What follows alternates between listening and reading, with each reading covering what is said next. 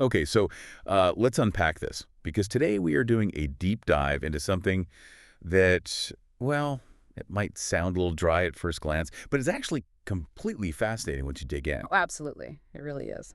We're looking at a specific source document today. It's an industrial document called the Employer Requirement Operations and Maintenance, specifically document E2.15. And our mission today is to really explore how you future-proof a massive asset.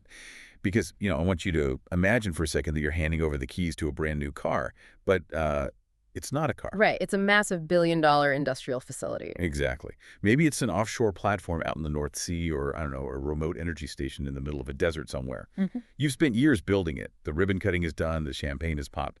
But here's the catch. Once the builders pack up and leave, you are the one left holding the keys. Then you have to keep it running. Yeah. You have to fix it when it breaks. Oh, okay. And you have to do all of that for 20, maybe 30 years. Which is, the nightmare scenario, the one that literally keeps asset managers awake at night, is that the builders leave, they cash their massive check, and then a week later something critical breaks. Right. You go to fix it, and you realize the part you need to replace is buried behind a solid steel wall.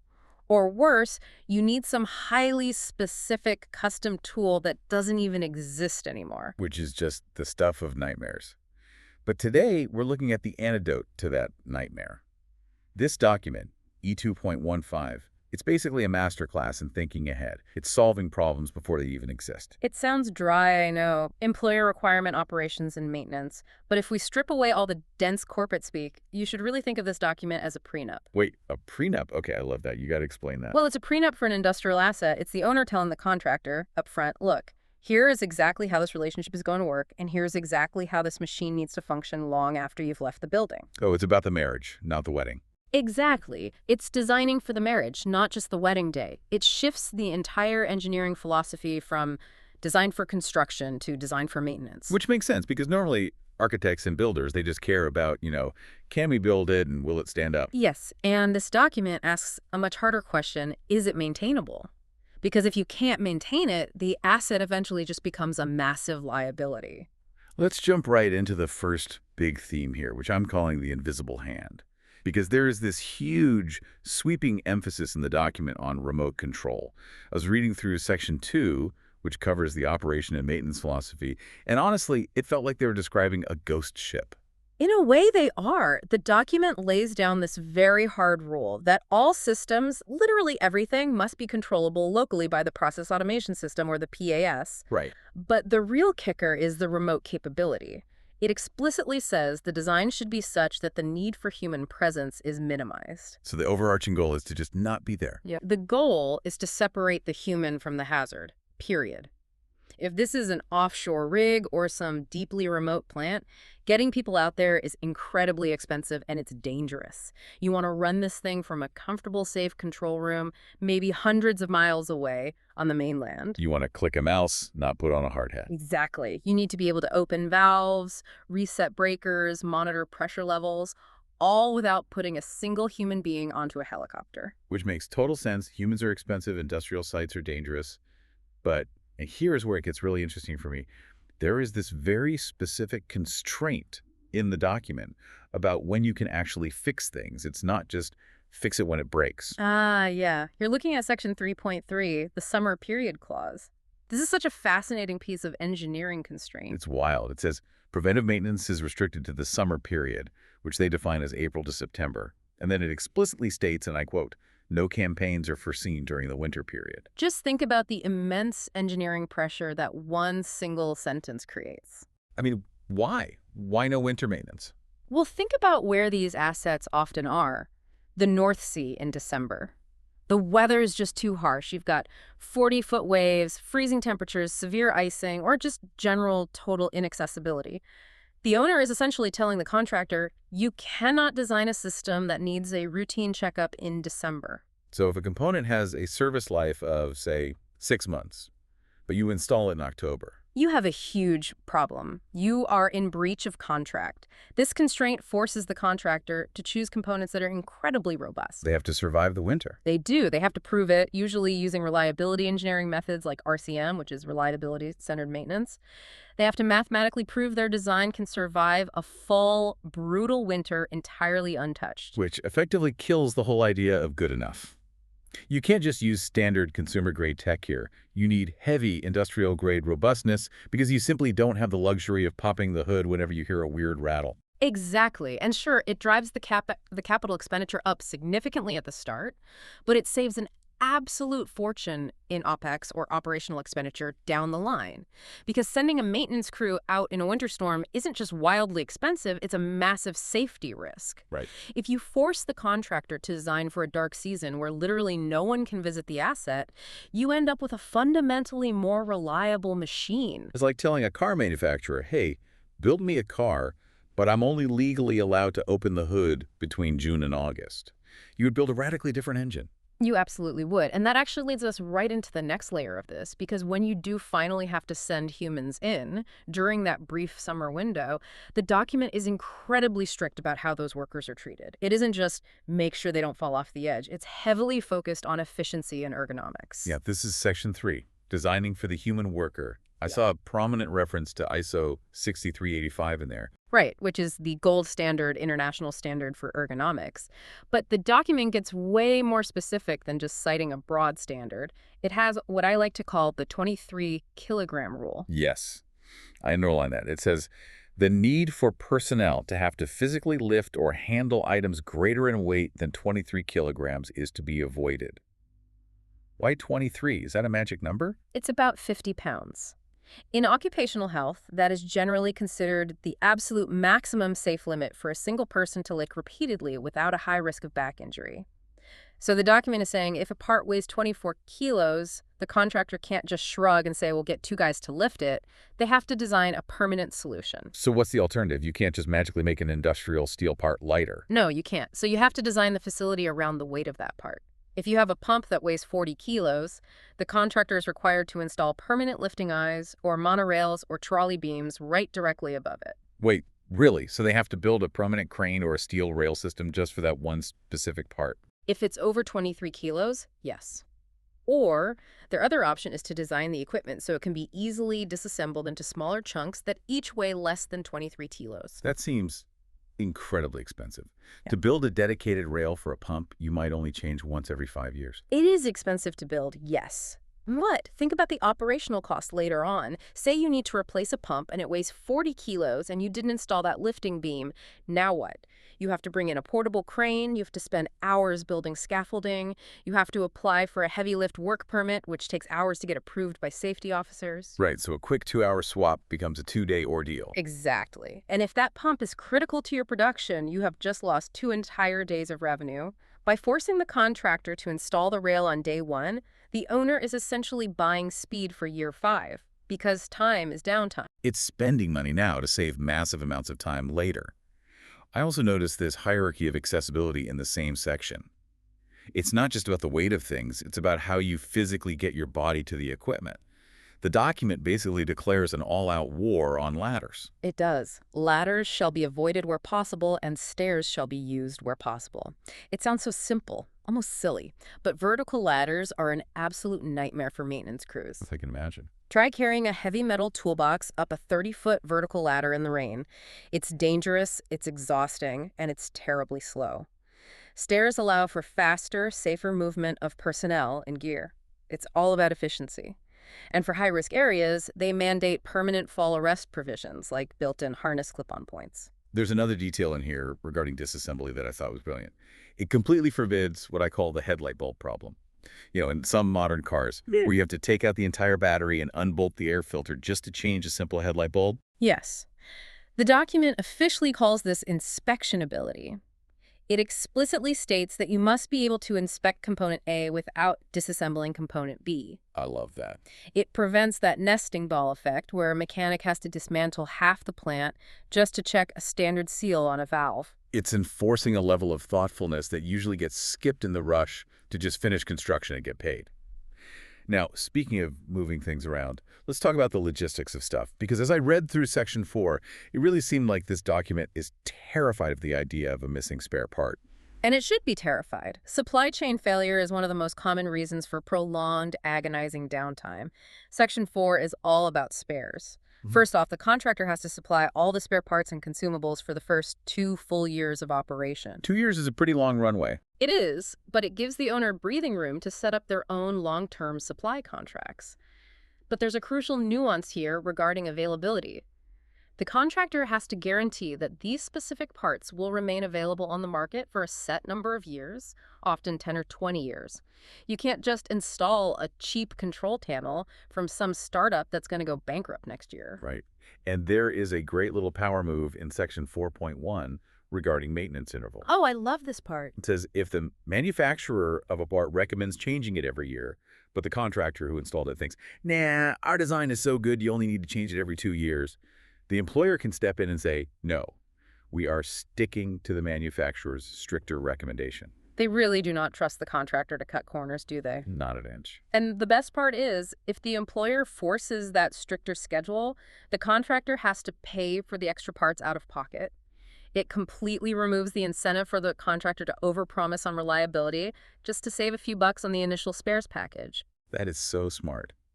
But I think my absolute favorite requirement in this whole section is the material handling study.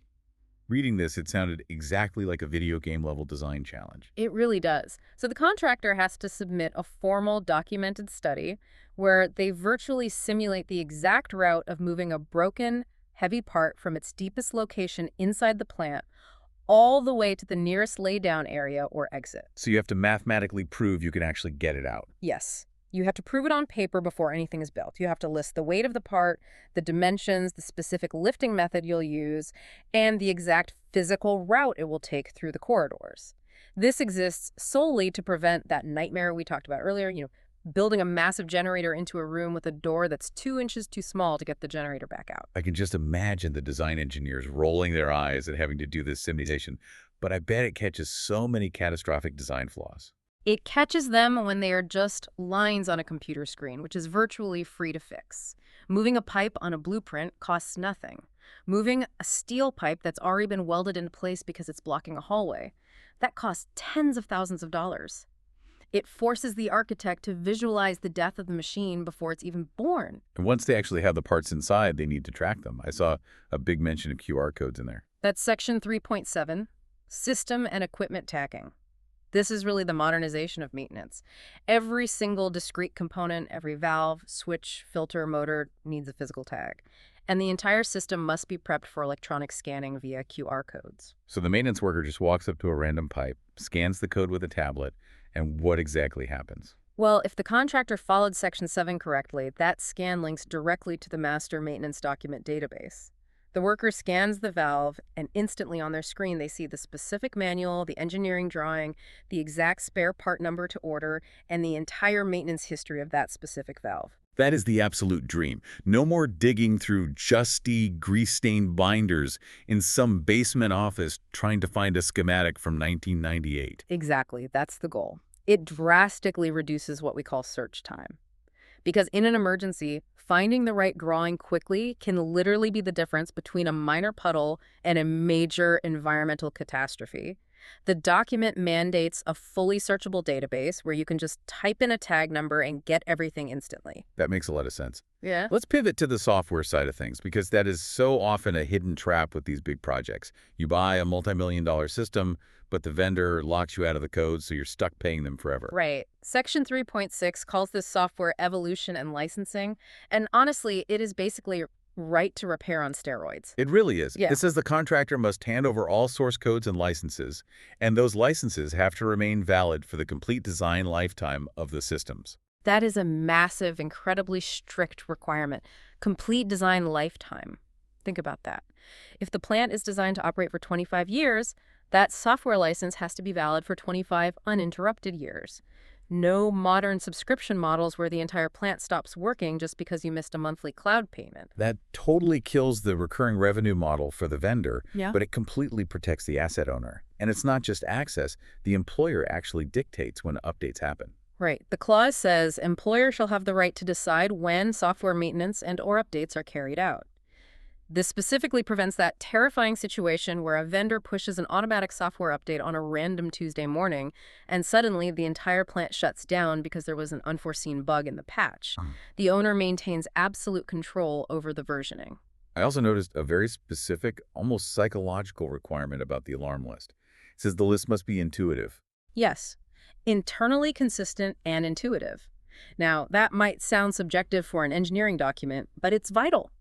In a real crisis, an operator sitting in that control room might be flooded with hundreds of different alarms per minute. If the alarms are just cryptic developer codes like error 404 or fault X99, the operator is basically flying blind. It just creates massive cognitive overload. You panic because you don't know what's breaking. Exactly. The document demands clear, actionable text. It needs to say, pump a pressure low, not a code. It also requires the system to have the ability to filter and prioritize alarms, so the operator can ignore the cascade of secondary noise and focus purely on the critical root cause failure. Okay, so we've designed it brilliantly. We've bought all the right spares. We have the software secured. Now comes the really big day, the handover, the takeover preparation, which is in Section 8. This is the ultimate dress rehearsal. Before the owner officially accepts the keys, the contractor has to perform what they call pre-completion O&M. Basically, the contractor has to act as the operator for a while. They have to run the daily progress reports, log the weather, log the anomalies, and generate punch lists. They have to actually prove that the maintenance procedures they wrote work in the real world. And then there is the clean sweep. I absolutely loved this little detail in Section 8.2. It's wonderful, isn't it? It says that right before the final takeover, the contractor must replace all used consumables with brand new ones. So if they used an oil filter for 6 months during the testing phase, It gets ripped out and replaced. If they use lubricating oil, temporary gaskets, fuel, it all gets completely swapped out for fresh stock. The owner wants a car with 0 miles on the odometer, essentially. They do not want to inherit a filter that's already half clogged from the messy commissioning tests. and they have to clean up their physical mess too. The document says, remove all contractors' tools, materials, and debris. And they have to empty relevant holding tanks or fill the freshwater and demineralized water tanks. It's a very specific, strict checklist. It also explicitly mentions the transfer of all physical keys and digital passwords. That's a critical security step, making sure the contractor doesn't accidentally or intentionally still have a backdoor into the system. Once that handover happens, the owner needs to be the sole entity with the admin password. Okay, so the keys are officially handed over. The owner's running the show. Everything is shiny and new. But it's the real world. Things are going to break. And sometimes they break because they were built wrong in the first place. That is where Section 9 comes in, the defect notification period. The DNP, yes. Yeah. This is essentially the warranty phase. Yeah. Now, usually in construction, this period is just a chaotic mess of angry emails, denied claims, and endless finger-pointing. But this document tries to tame that by flowcharting it. Literally, there is a Figure 1 flowchart baked into the contract. Okay, so what happens if it's a real emergency, say a massive gas leak or a total power failure? That triggers the emergency clause. If a defect poses an immediate risk to HSE, which is health, safety, and environment, or if it threatens the availability of the plant, the employer does not have to wait around. They don't have to sit on hold with the contractor's customer service desk. They can just fix it themselves right then and there. Yes, they can fix it themselves immediately, or they can hire a third party to fix it and then just bill the original contractor for the cost later. Safety always trumps contract procedure. If dangerous gas is leaking, you fix it immediately. The commercial argument over who pays for it happens later in a boardroom. Okay, but for the non-urgent stuff, the routine broken valves or whatever, there is a very rigid timeline. I saw those numbers in the flowchart. 7 days to evaluate. Right.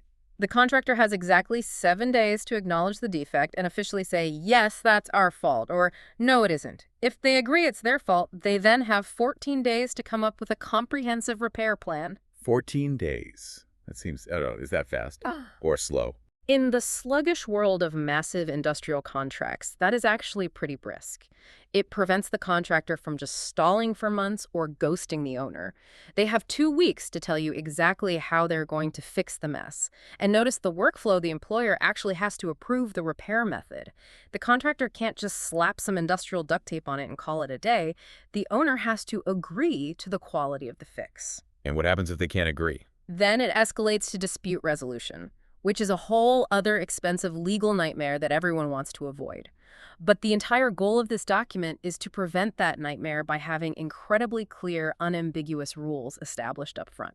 You know, reading through all of this, the whole time I just kept thinking about the fundamental difference between maintenance as a chore and maintenance as a design feature. That is really the key takeaway here. Most people out in the world think maintenance is something you do. It's a verb. You maintain the car on Sunday. You maintain the house in the spring. But this document completely proves that at this level, maintenance is something you design. It's a noun. It's a physical feature of the facility, just as real and permanent as the steel walls or the concrete foundation. Because if you don't physically design that lifting beam into the ceiling, you can't do the maintenance safely. If you don't negotiate the software access on day one, you literally can't patch the bugs in year 10. Exactly. The most critical, impactful maintenance work on any mega project actually happens on paper years before the first physical brick is ever laid. By the time the guy with the wrench actually shows up to fix the pump, the success or failure of his job was already decided 5 years ago by some engineer sitting in a quiet office writing a document exactly like E2.15. It really changes how you look at the physical world around you. You look at a huge bridge or a massive skyscraper or an automated factory. And you realize you shouldn't just look at the gleaming glass or the impressive architecture. You should look for the little, seemingly random steel hatches, the awkward ladders, the narrow service walkways hanging underneath. Those are the invisible operational design choices that actually keep the thing alive. A good O&M contract like this one is really just about widening the path to success. It makes doing the right thing the easiest thing to do. So bringing it back to you, the listener, what does this all mean for us? Because obviously we aren't all out there building offshore oil rigs or desert power plants. But I feel like there's a really solid life lesson buried in here. Oh, there absolutely is. Because we are all building complex systems in our own lives, right? Businesses, home renovations, software projects, even organizational workflows. The core question is, are you building it just to aggressively get to the finish line?